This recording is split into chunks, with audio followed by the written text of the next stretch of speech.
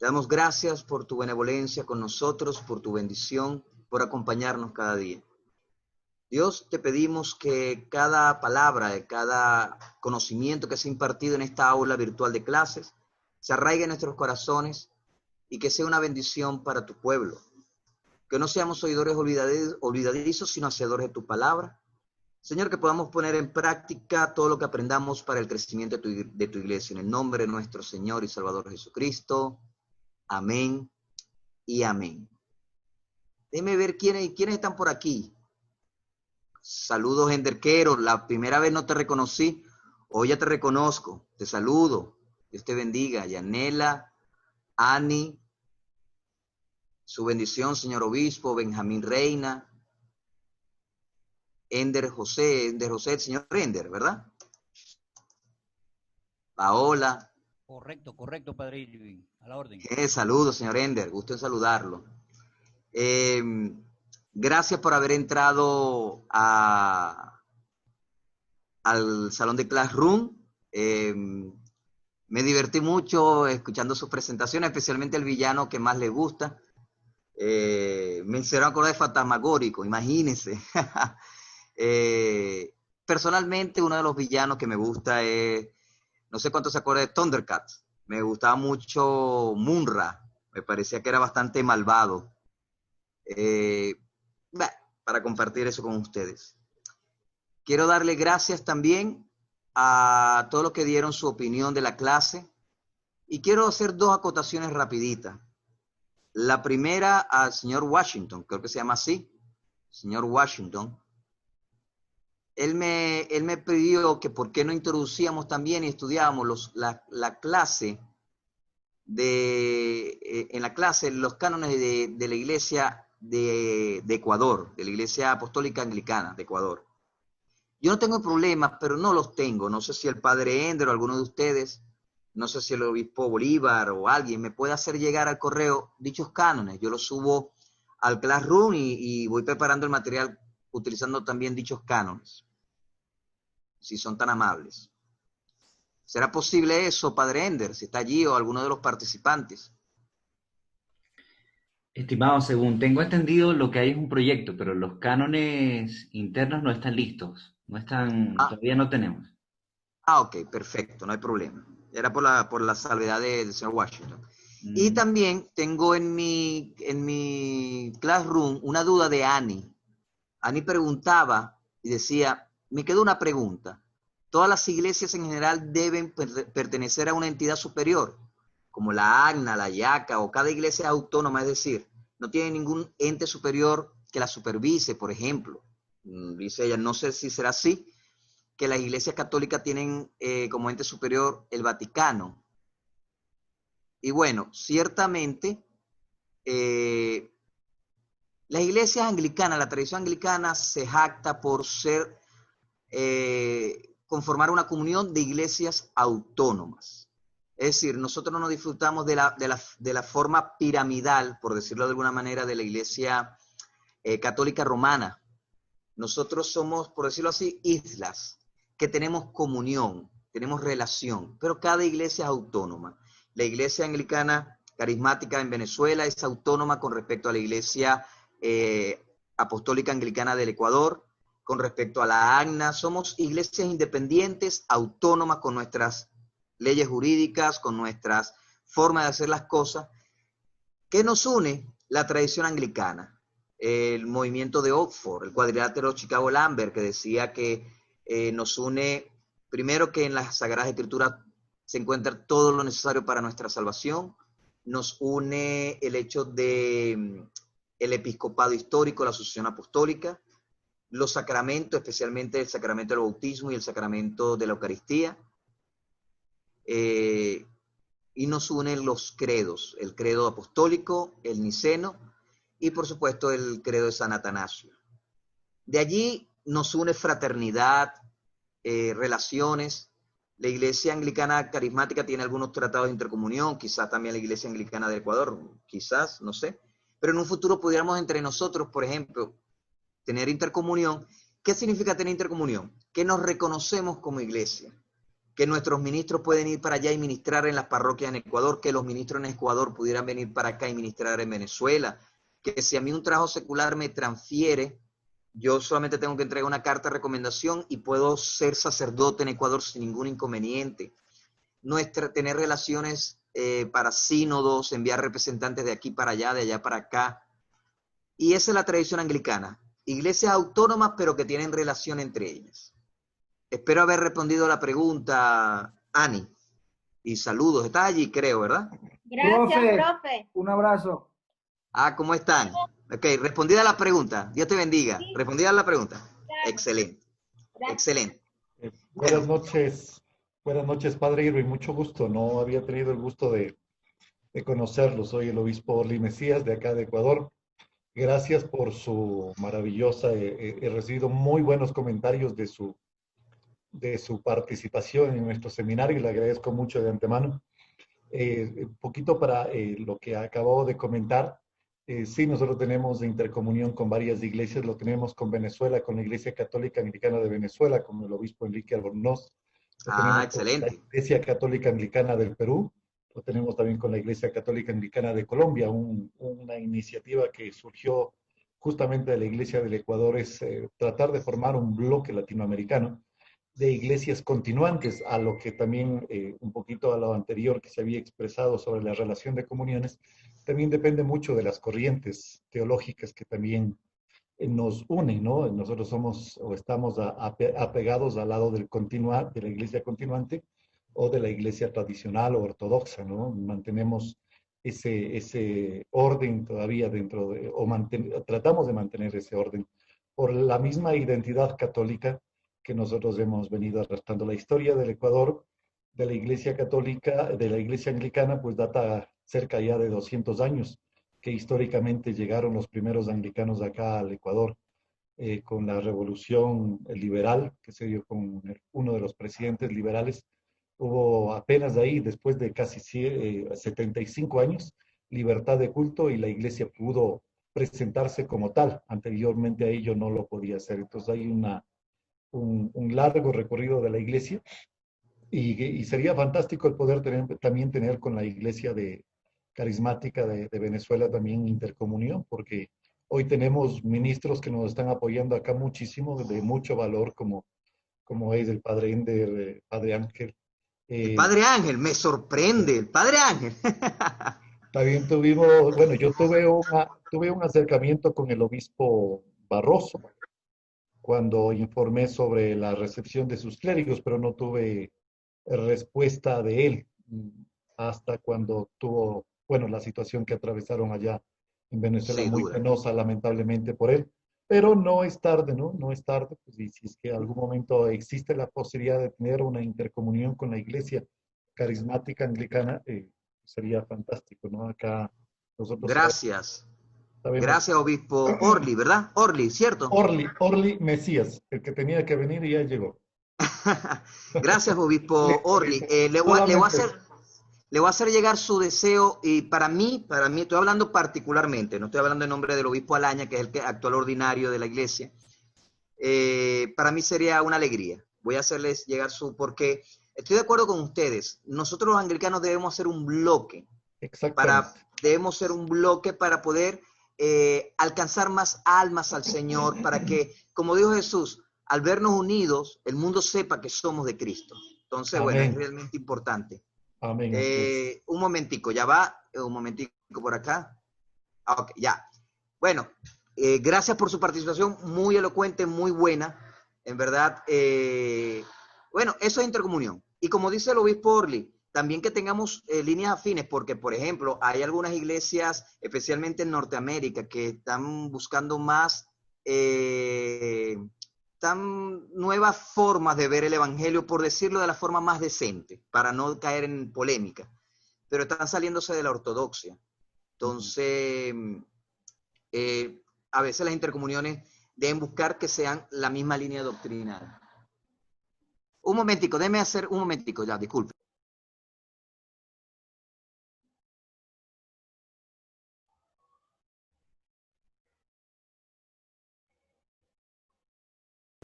Ok, estamos por acá, disculpen aquí un toque técnico. Ok, déjeme compartir pantalla por un momento para ya iniciar la... Ah, Padre Ender, está inhabilitada la función de compartir pantalla. Adelante. Ajá, ya va. Déjeme compartir por acá.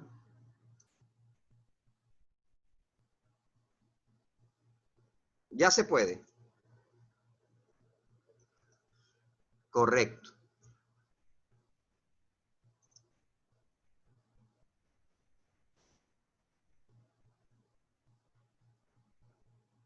Ok. Por aquí estamos listos.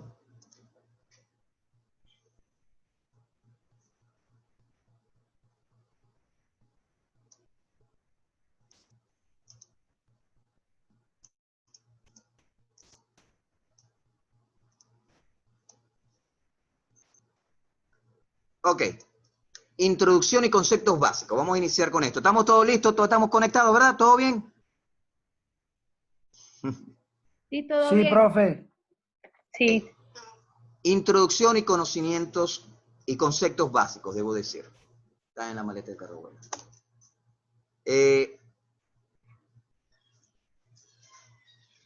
Vamos a definir primero constitución. ¿Qué es constitución?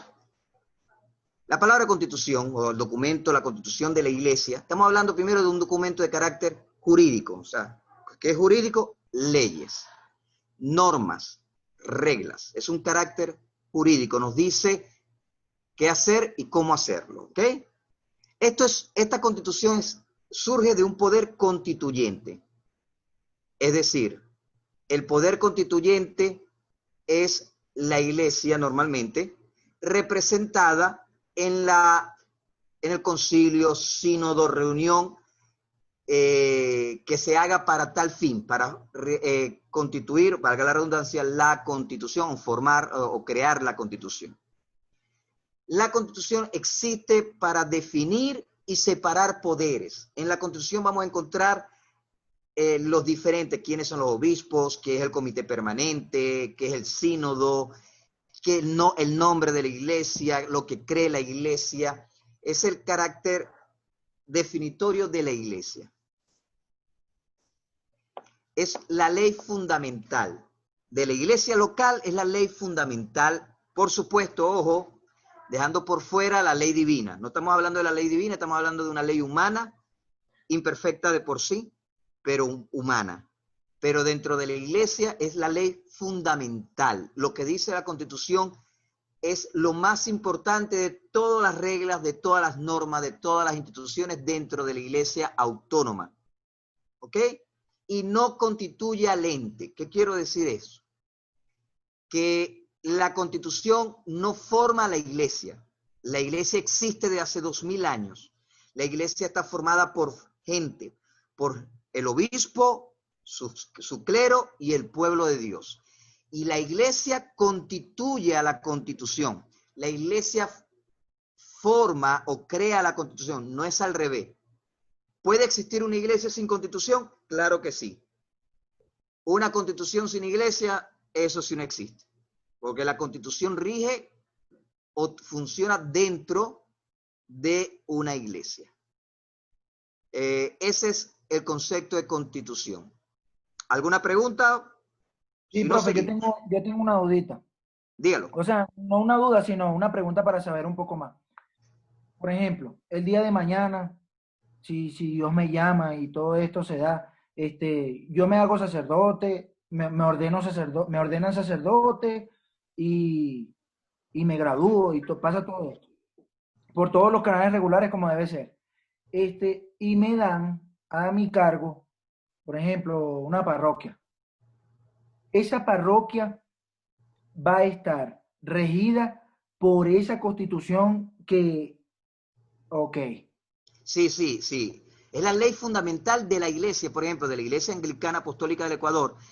Toda parroquia, no solamente parroquia, diócesis, casas de retiro, ¿qué te digo? De repente, órdenes religiosas que pertenezcan a la Iglesia Anglicana Apostólica del Ecuador se deben regir por esa constitución. inclusive cualquier documento, cualquier canon de la parroquia, que tú estás en una parroquia y tú quieres con la sacristía hacer unos cánones propios de la parroquia, obligatoriamente, porque como tú perteneces a una iglesia, esos cánones que tú vayas a hacer, esas reglas internas, deben estar de acuerdo a la constitución y cánones de la iglesia.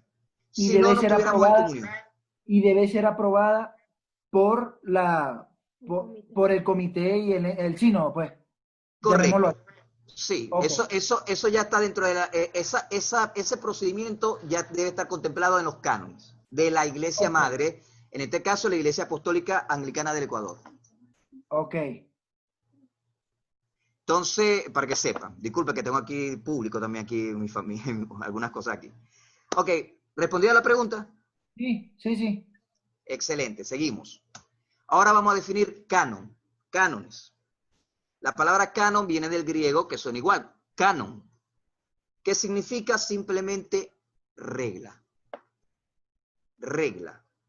Regla de normas, regla de medir, es una regla. Eso significa canon. En nuestro contexto connota un conjunto de normas que forman parte de la ley canónica. Y ya vamos a definir qué es ley canónica. Pero es un conjunto de reglas, esos son canon. Un conjunto de reglas que forman parte de la ley canónica. Aquí no me voy a detener mucho, me voy a detener más adelante. Y voy a establecer diferencia entre constitución y cánones. Constitución. Son menos flexibles.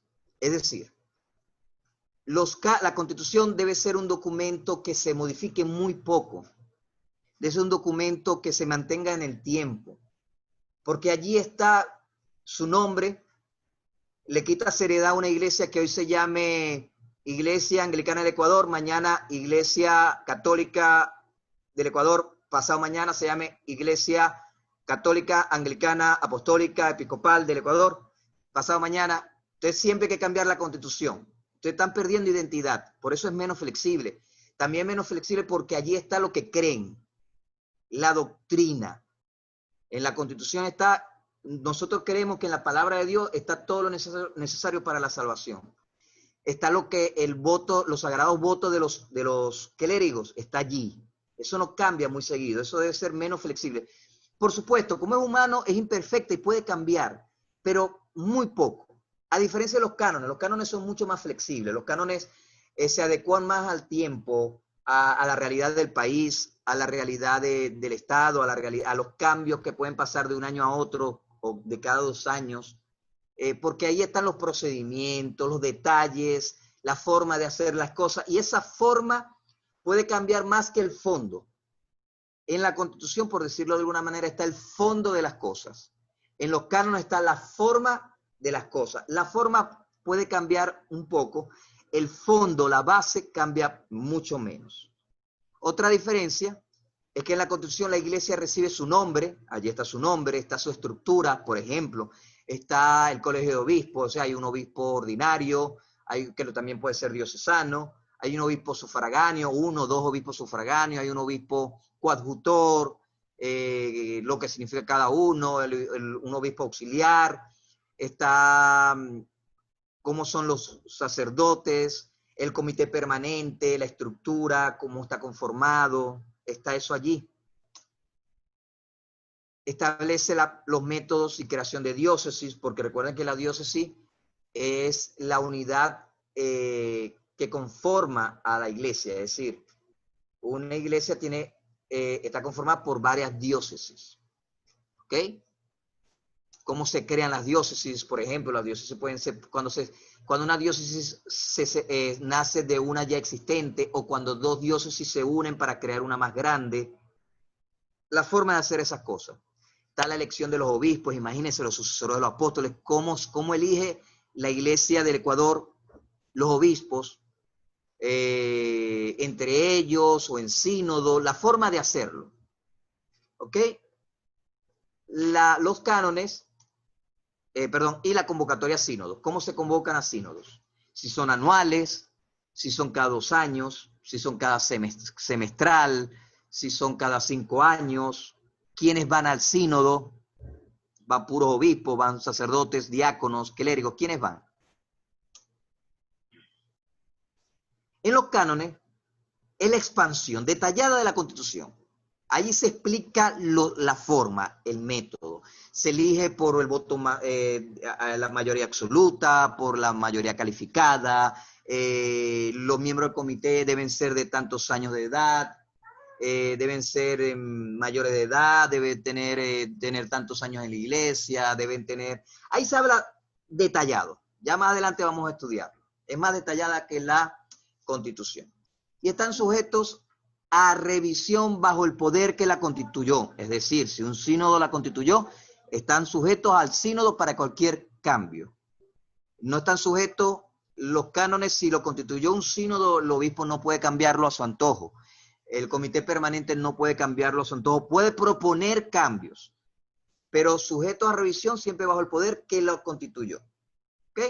Estas son unas pequeñas diferencias entre constitución y cánones. Antes de pasar a la ley canónica, ¿alguna pregunta, alguna acotación?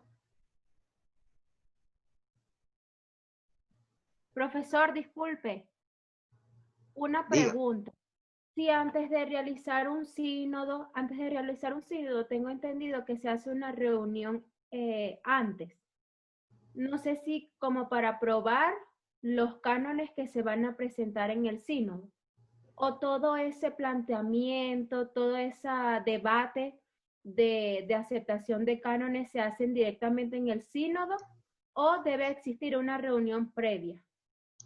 Depende de la regla de los cánones de cada iglesia. Normalmente, en los cánones que vamos a estudiar, normalmente se hace en el marco del sínodo. En el sínodo hay charlas, hay enseñanza, hay tiempo para eso, hay tiempo para un compartir, para que haya comunión, pero hay un tiempo de debate. Hay un tiempo donde cada cámara, por ejemplo, la Cámara de Obispos se reúne separada de la Cámara de Clérigos y de la Cámara de Laicos, en salones distintos, a discutir los asuntos que vayan a discutir. ¿Okay? Los diferentes asuntos que tienen en agenda, inclusive cambios a cánones o aprobación de cánones. Vamos a leerlos todos y vamos a aprobarlos uno por uno. Después se va a una plenaria, es el procedimiento normal. En la plenaria están todos juntos y en la plenaria sí se vota, es decir, la Cámara de Clérigos votó que el artículo o el canon 1020 se apruebe. La Cámara de Laicos también está de acuerdo, la Cámara de Obispos está de acuerdo, aprobado. Ese debate se hace en el marco del sínodo. Ok. O sea que entonces Primero sí, es el sínodo primero es el y después la sínodo plenaria. Ese para sería el orden. aprobar. La plenaria es parte del sínodo. Ok. Claro, Sí, pero pues, en un proceso primero se haría el sínodo, donde usted dice que se reúnen todas las cámaras y debaten. Y ya después se hace la plenaria para aprobar o desaprobar lo que sea que estén planteando. normalmente es así. Y Normalmente. las personas que, por ejemplo, si yo participé en el sínodo, si yo no fui al sínodo, ¿puedo ir a la plegaria a aprobar? Plenaria. A la No. plenaria, plena. Plenaria. No. Acuérdese que, bueno, imagínese, si va todo el mundo, eso no es un sínodo, eso ya es un meeting. No, En el sínodo pero van los representantes. Y a la Ok. plenaria, como la plenaria es parte del sínodo, solamente participan los representantes. Normalmente van todos los obispos, normalmente van, depende del número de clérigos, pero si son pocos van todos los clérigos, sino una representación. Y también una representación de los laicos, o sea, 3 de cada parroquia, 4 de cada parroquia, eso depende de los cánones internos, 2 de cada parroquia, y ellos son los que toman esas decisiones en forma representativa. ¿Sí me entienden? Ok, sí. Perfecto. ¿Avanzamos entonces? Bien. Sí. Me gusta que pregunten. A mí no se molesta, que a mí me encanta que me pregunten. Ley canónica. El ex arzobispo de Canterbury, el doctor Rowan Williams, el que estaba antes del actual, actualmente el arzobispo Justin, definía la ley canónica y decía esto. La ley canónica comienza con una afirmación básica de equidad, es decir, de igualdad, de que todos somos iguales en el cuerpo de Cristo. Somos hijos del mismo Dios, con diferentes funciones, con diferentes responsabilidades, pero todos somos iguales. el hecho de ser miembro del cuerpo de Cristo es un estado más profundo y más fuerte que cualquier contrato civil o argumento filosófico. Es decir, estamos unidos porque somos parte del mismo cuerpo, porque el mismo Cristo que te salvó a ti, me salvó a mí. Y busca claridad sobre quién puede hacer qué y quién responde ante quién. Eso es la ley canónica. ¿Quién puede hacer qué y quién responde ante quién? Porque cada cristiano debe saber cómo cumplir con su responsabilidad hacia Dios dentro del contexto de las diversas relaciones y obligaciones en las que está involucrado. El obispo tiene sus funciones y sus responsabilidades y debe rendir cuenta a Dios y a la iglesia por eso. El sacerdote tiene responsabilidad y tiene funciones y debe rendir cuenta ante Dios, ante la iglesia, de esas funciones. El laico más pequeño, el que Dios mandó a limpiar las bancas, debe rendir cuenta a Dios y a la iglesia por su función. Y la ley canónica pone el marco donde todos en comunión cumplimos y hacemos lo que debemos hacer y a quién respondemos. Eso es la ley canónica en pocas palabras. Es el sistema legal que las iglesias crean para regular su vida interna. Para los anglicanos tiene tres connotaciones, y ojo con estas tres connotaciones. La primera, el sentido estricto, es decir, simplemente el código de los cánones de una iglesia anglicana, es decir, el papel. Esta es la constitución de los cánones. En sentido estricto, la ley canónica es ese papel, ese documento, la constitución y los cánones. Pero hay un sentido un poquito más amplio, que es la colección formal, el compendio de varios cuerpos de leyes dentro de una iglesia anglicana en particular. Por ejemplo, está la constitución y los cánones, pero de repente una orden religiosa tiene sus reglas. Y como pertenece a la iglesia, también es parte de la ley canónica de esa iglesia. El comité permanente tiene sus propias reglas, que es parte de la ley canónica, aparte de la constitución y cánones. Deben estar de acuerdo, pero es aparte. Una iglesia, una parroquia tiene unos pequeños cánones, unas pequeñas reglas de funcionamiento que están de acuerdo con los cánones más grandes de la iglesia en sí, pero también es parte de la ley canónica de la iglesia anglicana del Ecuador. O sea, son el conjunto de leyes, el compendio de todas las leyes. Eso es un sentido un poquito más amplio. Pero hay un sentido aún macro, aún más grande, que se define en la ley canónica. Es todo el sistema de regulación eclesiástica en una iglesia anglicana en particular. Todo el sistema, todo. Todas las reglas, pero las reglas hasta del movimiento juvenil de la iglesia, de los cantores, de las células de crecimiento, de los tribunales, las reglas de los tribunales eclesiásticos. Todas, no solamente el papel, sino todos los cuerpos que hacen vida en la iglesia, ese sentido macro de la ley canónica. Vamos a establecer diferencia entre ley divina y ley canónica. Lo primero, la ley divina es de origen divino. Descubrimos América. Es de origen divino, por lo tanto es perfecta. Dios se ha revelado a través de la naturaleza y a través de las sagradas escrituras. La ley, la palabra de Dios es perfecta, que penetra en el alma. Ni una jota ha de ser cambiada. La ley canónica es de origen humano y por lo tanto, por mucho que debatamos en un sínodo, por mucho que discutamos y preparemos el proyecto, es imperfecta. Porque el ser humano es imperfecto. Siempre va a haber errores.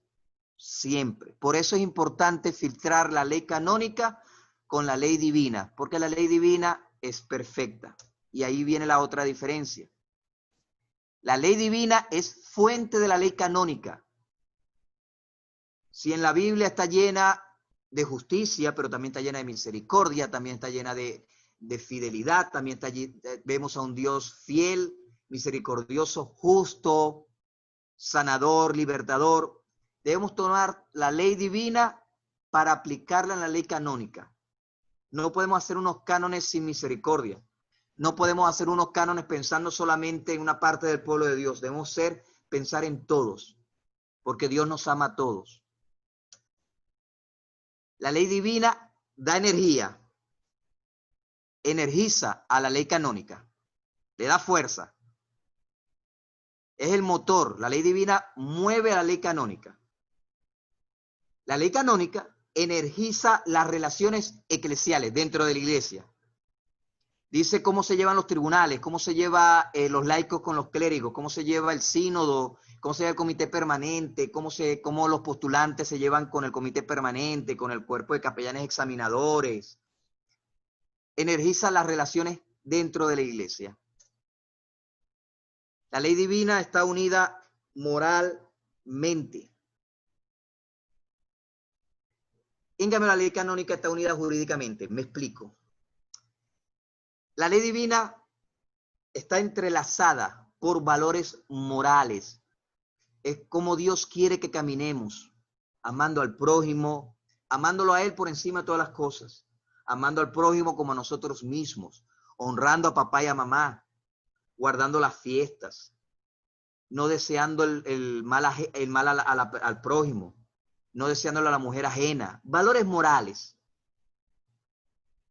Es lo que está llena la ley divina, cómo Dios quiere que nos comportemos para marcar la diferencia con el mundo, para que el mundo vea en nosotros algo distinto. Esa es la ley divina.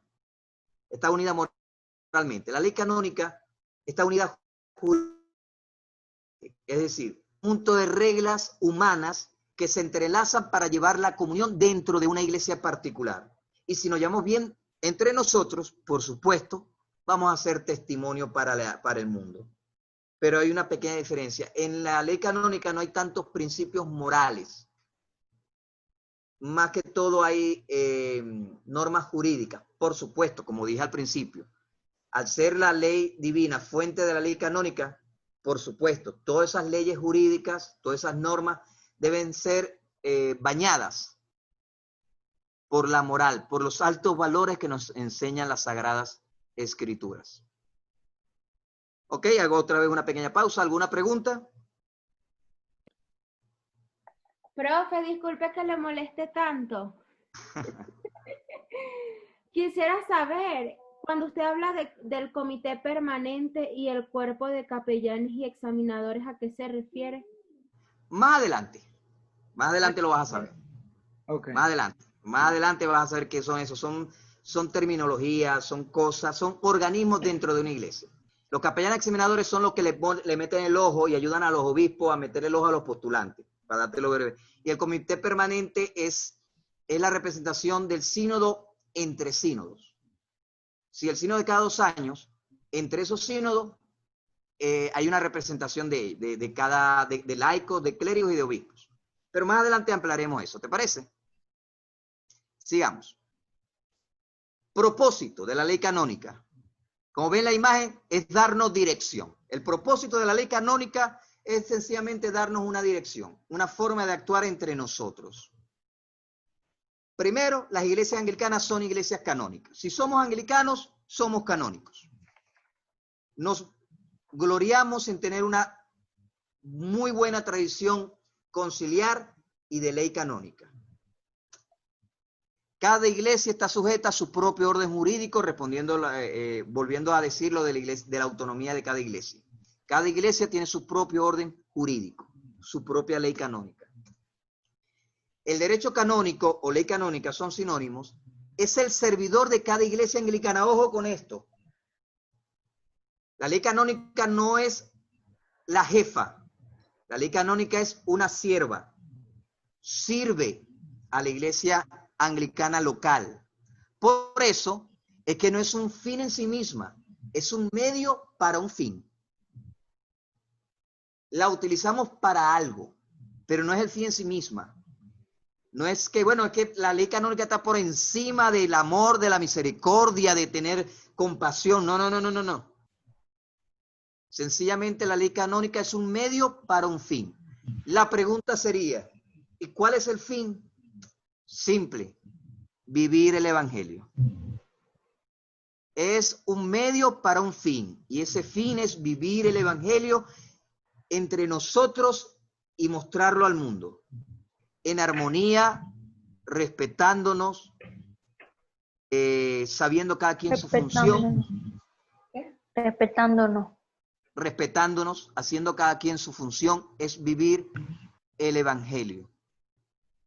Lo repito otra vez, es un instrumento de unidad y comunión dentro de una iglesia particular. Nos mantiene unidos, nos mantiene en comunión dentro de nuestra propia iglesia. La ley divina nos mantiene en comunión y unidos, la iglesia cristiana en todas partes del mundo. La ley canónica es algo local, es algo de la iglesia local y los mantiene en comunión y unidos. Y esto quizás les sorprenda. La ley canónica proporciona un lugar para permitir que la iglesia sirva a Dios y al pueblo. Le da, es un lugar donde cada quien, el obispo, los sacerdotes, los laicos, el postulante, los miembros del tribunal, saben cómo ellos le pueden servir a Dios y al pueblo, que es la iglesia. Hay comodidad, porque yo sé, yo no ando como pajarito viendo para todas partes, no, yo sé cuál es mi función, hasta dónde llega y qué debo hacer. Establece derechos y deberes, lo habíamos dicho ya. Establece límites de jurisdicción y prevé la resolución de conflictos. Es decir, ¿un párroco puede ministrar en otra parroquia que no sea la suya? No. Pero es que yo tengo amigos allá en aquella parroquia y me invitaron. No, usted necesita el permiso del párroco de esa región. Si no, usted tiene que decirle a sus amigos, no puedo ministrar aquí, esta no es mi parroquia. Y si hay conflicto, dice, bueno, ¿hasta dónde llegan los linderos de mi parroquia? Bueno, los cánones están para decir hasta dónde llegan los linderos de tu parroquia. Ahí dice que los linderos de tu parroquia llegan hasta donde vive el último miembro. Hasta ahí llegan. Ok. Es para resolver conflictos en armonía, en paz, sujetándonos. Esto también lo va a sorprender. En el nivel eclesiológico, la ley canónica busca poner en práctica la revelación de Dios. ¿Cómo es eso? Bueno, paso por paso. Primero, Dios se revela. Dios se ha revelado en las Sagradas Escrituras. La iglesia, los obispos, los sacerdotes, el laico, reflexiona sobre esa revelación, lo que dice la Sagrada Escritura, medita en ella. Oye, ¿qué quiso decir Dios con esto? La iglesia formula una teología. ¿Y qué es la teología? La forma en que conozco a Dios. Y estudiando las Escrituras yo encuentro un Dios amoroso, un Dios misericordioso, un Dios justo, un Dios benevolente, un Dios todopoderoso. Formo una teología. ¿Cómo conozco yo a Dios? Esa teología me ofrece a cada miembro de la iglesia una visión y un propósito y valores. A cada miembro y a la iglesia en general te da una visión, un propósito y una forma de caminar, de andar. La iglesia implementa esa visión, ese propósito y esos valores debe ser implementado en la ley canónica. Si queremos ser una iglesia apostólica, vamos a implementarlo en la ley canónica. Si queremos ser carismática, vamos a implementarla en la ley canónica. Si queremos caracterizarnos por encima de todas las cosas en el amor al prójimo, vamos a implementarlo en la ley canónica. La forma en que yo estoy viendo desde la revelación, veo a Dios, los propósitos que Dios ha instalado en la iglesia y los valores que nos ha inspirado, los implementamos en la ley canónica. Quiero avanzar, se nos está yendo el tiempo y quiero avanzar. Me quedan 10 minutos, creo, si no me equivoco. Profesor, ¿es así? Creo que sí. Ok. Tradición conciliar de la iglesia anglicana. Por ejemplo, lo más antiguo, el Concilio de Jerusalén que está en Hechos. Había una discusión, había diferencias sobre si los gentiles debían judaizarse, debían circuncidarse. ¿Qué se hizo? se hizo un concilio, una reunión de apóstoles para decidir qué hacer. Y de ahí para adelante, la iglesia tiene una larga tradición conciliar, los concilios ecuménicos, el concilio de los 3 concilios de Constantinopla, los 2 de Nicea, el de Calcedonia, el de Éfeso, los locales. La iglesia siempre se ha reunido para decidir e instaurar normas, reglas, cánones. El primer compendio anglicano o inglés de ley canónica fue el de William Linwood. Creo que se pronuncia así. Él hizo el primer compendio de ley canónica, se basó en el derecho canónico de ese entonces romano, pero lo adecuó a la iglesia inglesa. A partir de allí, cada iglesia anglicana en cada país adecúa la ley canónica inglesa que hemos recibido a la realidad de cada país. Las diversas iglesias nacionales anglicanas que surgieron formularon su propia legislación y declaraciones de creencias basadas en esa inglesa, la de Canadá, la de Estados Unidos, la de México, la de las islas del Caribe, la de Ecuador, la de diferentes naciones, adecuada a esa primera ley inglesa, porque nuestra iglesia, por supuesto, desciende de la iglesia de Inglaterra. Por eso somos anglicanos, anglosajones, en ese sentido. Último punto, por el día de hoy, conciliarismo. Un movimiento de reforma en la Iglesia Católica Romana de los siglos XIV, XV y XVI, 1300, 1400, 1500. De la reforma se lanzó un movimiento conciliar donde ya el Papa no tomaba todas las decisiones, sino que se hacía a través, y allí está más abajo, sostiene que la autoridad suprema en la Iglesia es un consejo ecuménico, aparte o incluso en contra del Papa. En ese tiempo ese fue el postulado. Porque el Papa decida todo. Actualmente, aunque parezca, el Papa es la cabeza de la Iglesia romana, pero no lo decide todo. Hay un colegio de cardenales. Y eso nació a partir de este movimiento del conciliarismo. Pero la Iglesia anglicana sí ha tomado muy en serio este movimiento de reforma llamado conciliarismo. Se ha regido desde siempre por el concilio, por la reunión de obispos, clérigos y laicos para tomar las decisiones. Y el voto de todos es la suprema autoridad administrativa, ojo, no episcopal, no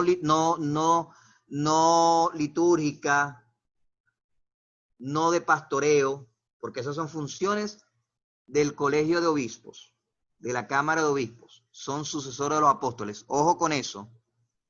Pero más adelante vamos a hablar bastante de eso. El conciliarismo afirma en que desde un principio el Espíritu Santo ha guiado a la Iglesia a través de principios conciliares y normas canónicas. Desde el Concilio de Jerusalén en adelante. Siempre ha sido tradición. Por eso el anglicanismo se enorgullece de este principio llamado conciliarismo. De acuerdo con el modelo conciliar, los asuntos en disputa, de doctrina y disciplina deben ser decididos por los consejos en varios niveles de la Iglesia. Y cuando habla de disciplina está hablando de las reglas, de las normas, cómo hacer y a quién rendir cuentas y cómo, hasta dónde llegan mis deberes y hasta dónde llegan mis derechos. Esto es doctrina del conciliarismo, doctrina que mantiene la Iglesia anglicana. Y uno de mis propósitos es que se identifique bastante con el anglicanismo. La teoría conciliar comienza al ver a la Iglesia misma como consejo en el que todos participan en algún nivel. De alguna forma todos participan. Pueden ser todos iguales, de repente el voto de la Cámara de Obispos tiene un voto de veto, es decir, puede vetar alguna decisión, o quizás no, quizás todos opinen por igual y no hay poder de veto de nadie, pero todos tienen derecho a participar en algún nivel. Inclusive la palabra iglesia, que es eclesia en griego, significa sínodo, consejo de todos los miembros de Cristo en un solo cuerpo.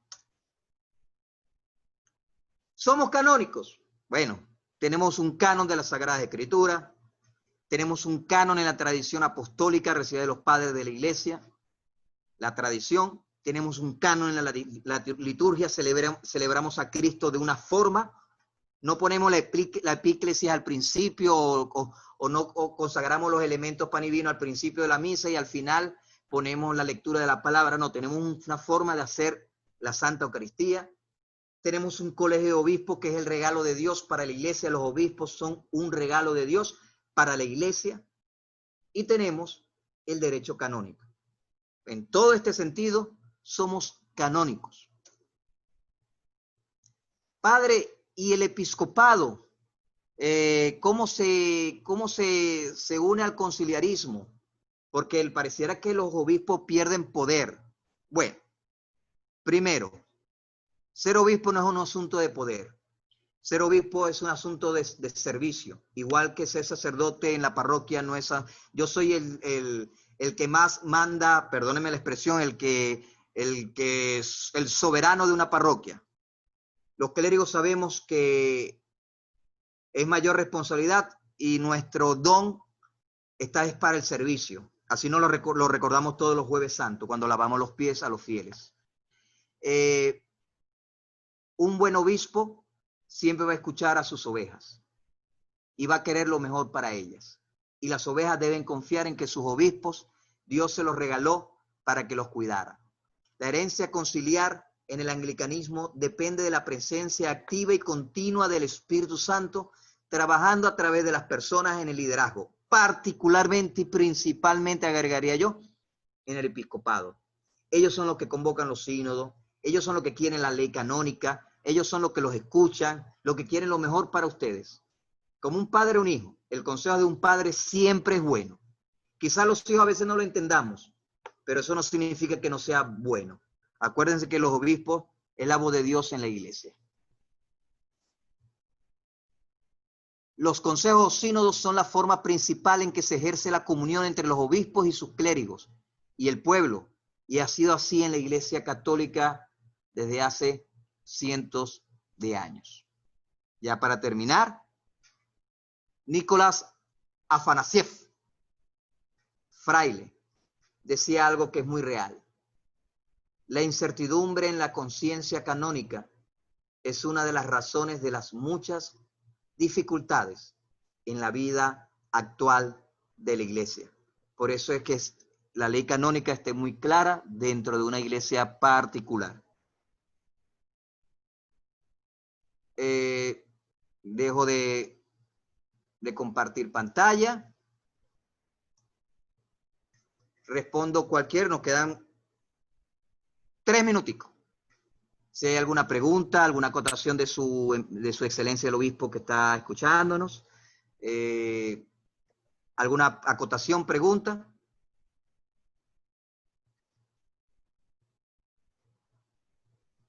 ¿Ninguna? Reverendo Irving, no, más que preguntas, felicitaciones, una clase muy clara, que creo que hasta los que no conocen de cánones ahora ya se ilustraron y aprendieron lo básico y fundamental, conceptos que son los que debemos manejar para poder entender un poco más, que sí es un poquito, sobre todo cuando no se ha aprendido la ley canónica. Pero maravilloso, fantástico. Así van a entender y comprender también cómo se va desarrollando la parte administrativa de la iglesia, porque prácticamente los cánones se refiere a eso, ¿no? A la parte, se separa lo que es la parte espiritual o pastoral con la parte administrativa, que es fundamental, porque la iglesia, totalmente de acuerdo, no nos digamos mentiras, la iglesia se la tiene que administrar como una empresa y tiene que haber su ley canónica para que esa empresa pueda crecer. Entonces, es muy fundamental e importante lo que hemos aprendido hoy. Gracias más bien, Padre Irving, excelente, muy claro, muy preciso, muy puntual, referente igual a lo que es la iglesia anglicana, lo que es una iglesia conciliar milénica, ¿no? Desde el primer concilio de Jerusalén. Se lo sigue viviendo en la iglesia anglicana, creo que es de las iglesias católicas la que más vive el concilio, ¿no? Porque la iglesia católica romana tiene su colegio de cardenales, pero muy poco escucha al pueblo. Lo que no Así sucede con es. la Iglesia Anglicana, que tiene su representación en las tres cámaras: Cámara de Obispos, Cámara de Clérigos y Cámara de Laicos, y las tres cámaras con voz y voto en la participación del sínodo.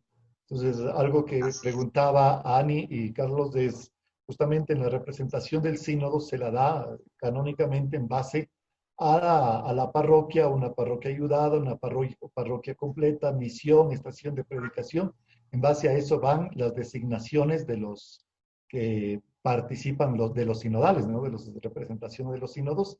Y obviamente solamente los que están dentro del quórum del sínodo son los que tienen derecho a voz y voto, igual como obispos, como clérigos, porque puede suceder, bueno, dentro de los cánones, ¿no? Un obispo o un clérigo que esté en buena posición con la iglesia tiene derecho a participar dentro de un sínodo. Si alguien está suspendido o está con sanción canónica, pues no puede participar en un sínodo. Entonces, todos tienen ese derecho de participar, cada párroco elige su representante y lo envía al sínodo. Lo que sí, algo que también le quería comentar, Ani, es, bueno, cuando se trata sobre todo de cánones, se lo tiene que socializar, participar y que conozcan los que van a participar en el sínodo para que puedan expresar su opinión de acuerdo o de desacuerdo con el canon que se vaya a tratar o que se vaya a revisar. ¿Sí? Entonces sí existe, por ejemplo, cuando hablamos de un sínodo nacional, que es la Iglesia Nacional, siempre existen los sínodos diocesanos anteriormente para poner la posición de la diócesis frente al sínodo nacional. Entonces, solamente eso, nada más, Así mi es. querido Irving. Excelente, excelente. Muy contento por sus Gracias, clases señor obispo. y Muy aquí estaré importante para mí puntual. su opinión. Gracias. Ok, gente, los estudiantes. Algunas acotaciones. Ya mañana, Dios mediante en la tarde, está todo el material está subida al Classroom. ¿Por qué es importante esto? Porque ya tienen el primer formulario evaluativo de esta clase va a estar disponible, ahí voy a colocar la fecha, no se preocupen, no es esta semana, va a estar disponible, tienen toda esta semana para estudiar, pero ya el miércoles de arriba, a partir del miércoles de arriba, va a estar disponible el link para que respondan, y es algo objetivo, no es traumático, ay Dios mío, yo para qué me metí en este lío. No, va a ser bien sencillo. Preguntas de verdadero y falso, opción múltiple, es elegir opción A, B, C, D. De lo que hemos hablado aquí. Quiero que lean el material que yo voy a colocar para ese formulario. El formulario va a estar a partir del miércoles.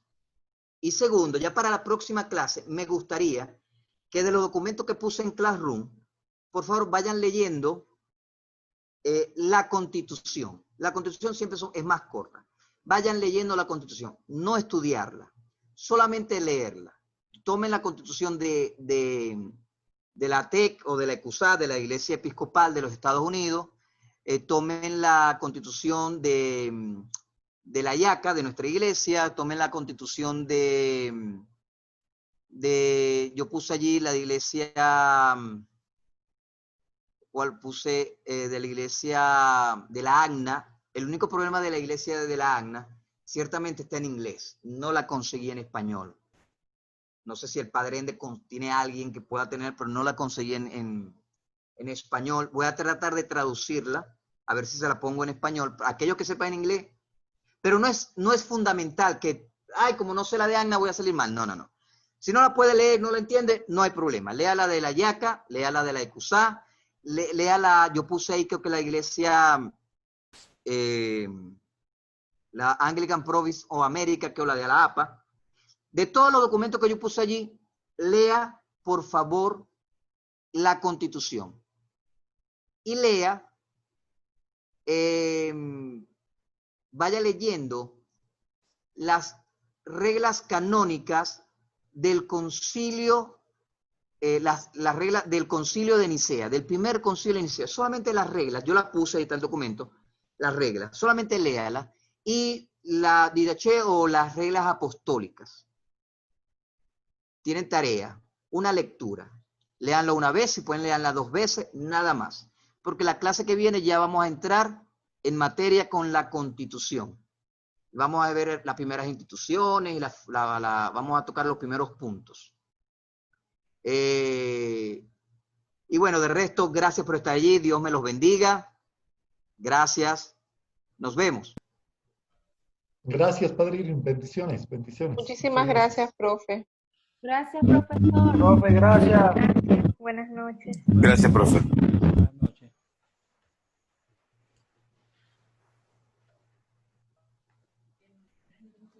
En 5 minutos nos volvemos a conectar para la próxima clase. Muchas gracias, estimado profesor. Igualmente usted, estimado padre. Nos vemos.